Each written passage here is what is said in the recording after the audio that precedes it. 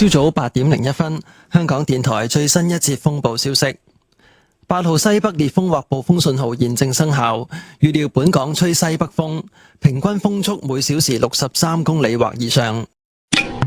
喺上晝8點，超強颱風蘇拉集結喺香港東南偏東約230公里，即係北緯21.8度、東經116.3度附近。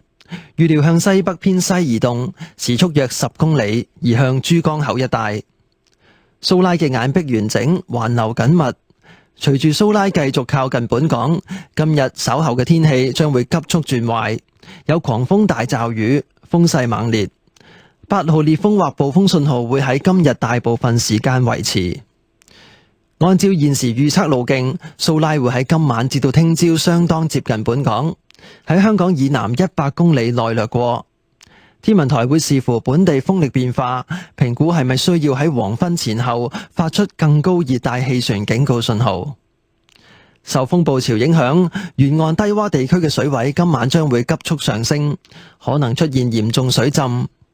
預計今晚影響香港東部沿岸地區，尤其係西貢、城門河、大埔、沙頭角等等，最高水位有機會同2018年山竹襲港前相若。海面有巨浪及湧浪，市民應該遠離岸邊，切勿進行水上活動。8號烈風或暴風信號防風措施報告，請盡快完成家中各項防風措施，將門窗鎖緊。若果有橫閂，應該加上，將膠紙貼喺當風嘅大玻璃窗上面，萬一玻璃碎裂，亦都可以減少損傷。請盡快完成清除渠道嘅落葉以及垃圾，請將車輛停放喺安全嘅地方。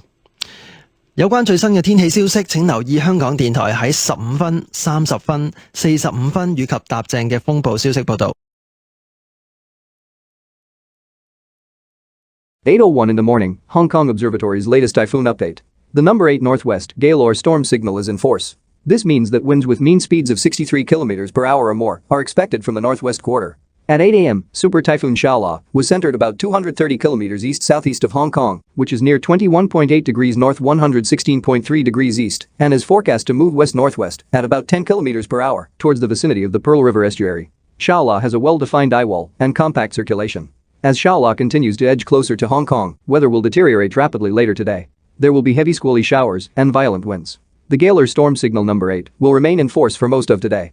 According to the present forecast track, Shaola will be rather close to Hong Kong tonight and tomorrow morning, skirting within 100 kilometers south of Hong Kong. Depending on changes in local winds, the observatory will assess the need to issue higher tropical cyclone warning signals around this evening. Under the influence of storm surge, water level in low-lying coastal areas will rise rapidly tonight. There may be serious flooding.